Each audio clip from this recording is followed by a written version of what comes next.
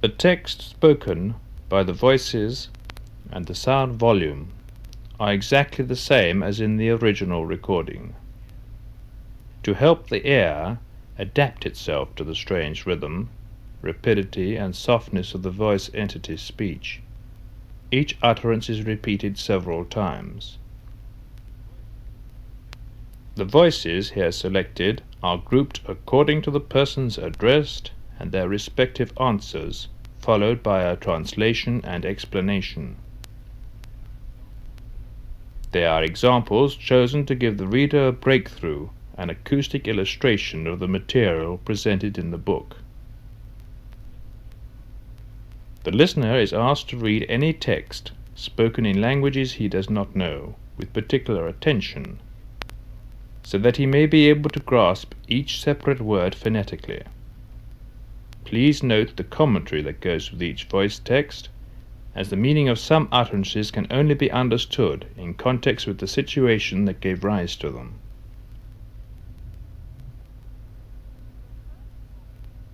The first voice is that of Margarete Petrautsky, who had told the experimenter during her lifetime that she did not believe in an existence after death. After her passing, the experimenter asked her how she felt in the beyond, and a voice, identified as coming from Margarete, answered, "Bedenke, ich bin."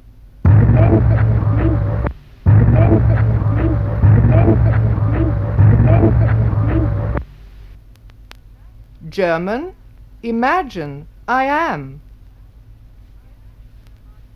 Again we hear Margarete Petrautsky's voice, this time calling her former employer, Dr. Zenta Maurina. Zenta.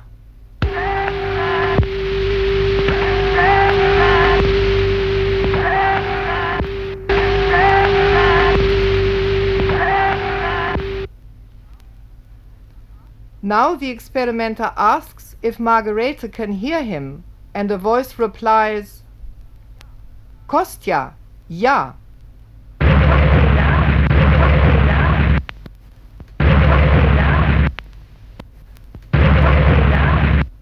German, Kostja, yes.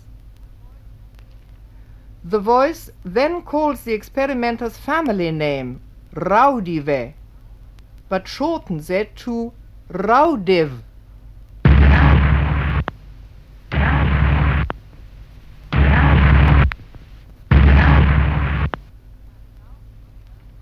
And now we hear in Latvian and German, Koste, tu tik na.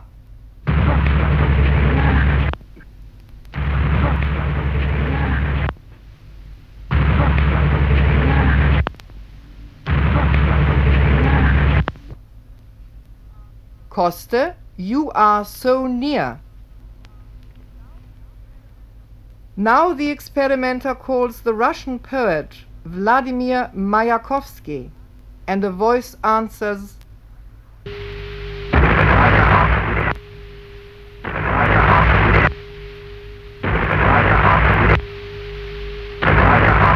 Mayakovsky.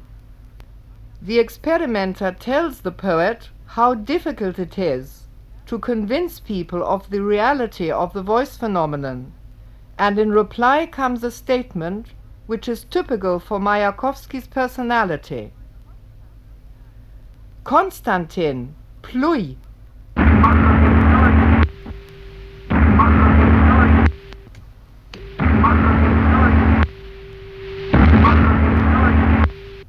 In Russian, Konstantin, spit on it. The experimenter talks to his former teacher, the Spanish philosopher Ortega y Gasset, and a voice calls out, Ortega.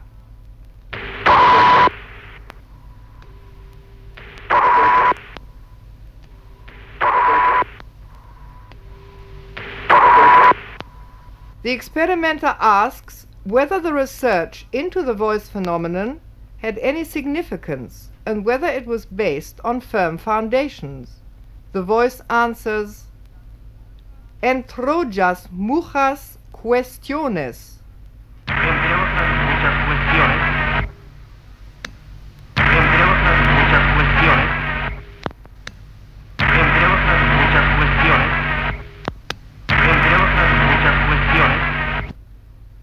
Spanish, you will solve many questions. A Latvian voice then breaks in with a statement that could be interpreted in various ways. It might mean, for instance, that the voice phenomenon research may benefit mankind, even if the process is a painful one. Tu laudes Zadecina.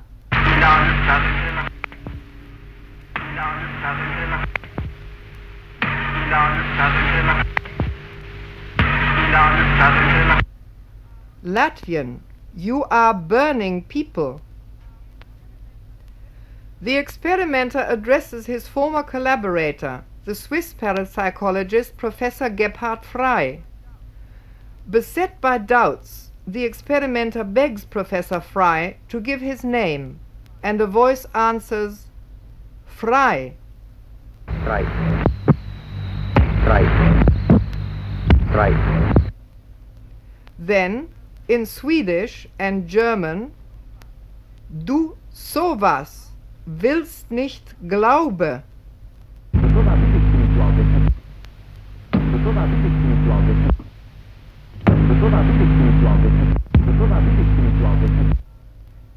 You are sleeping. You do not want to believe.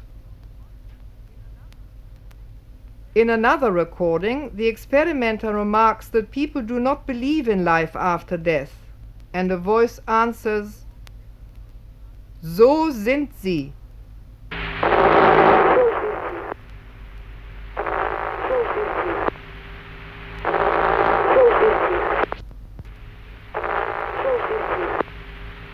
German, that's how they are. The experimenter calls on Vitauts Simane, a friend who had died a short time before the recording was made, and receives the following answer. Danke, gute Morning.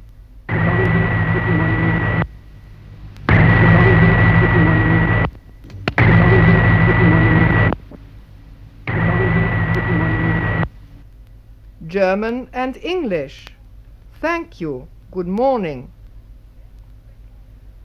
Then the friend gives his name, Vitauts Simane.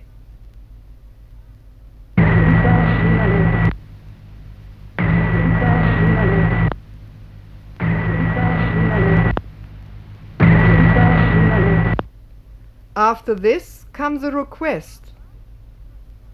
Prasicenta lai tala.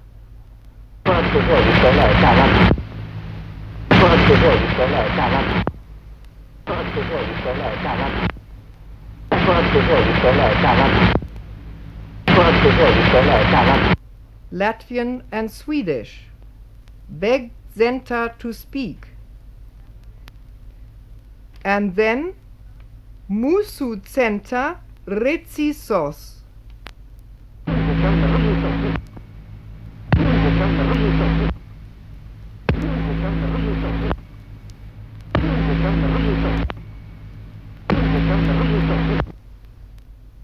Latvian. Our center is the producer. Lastly, this voice says, Sie glaubt nicht.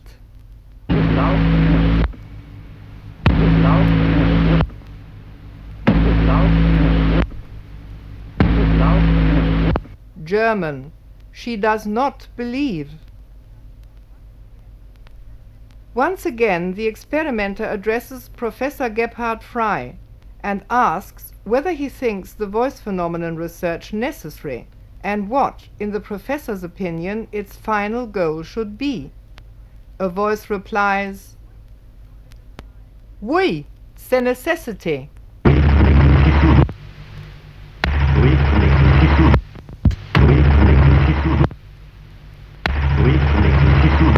French and English. Yes, it's a necessity. The voice urges the experimenter.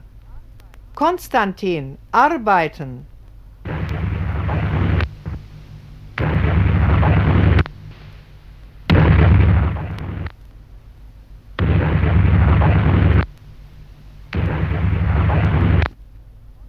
German, Konstantin, do work. The voice then calls Konstantin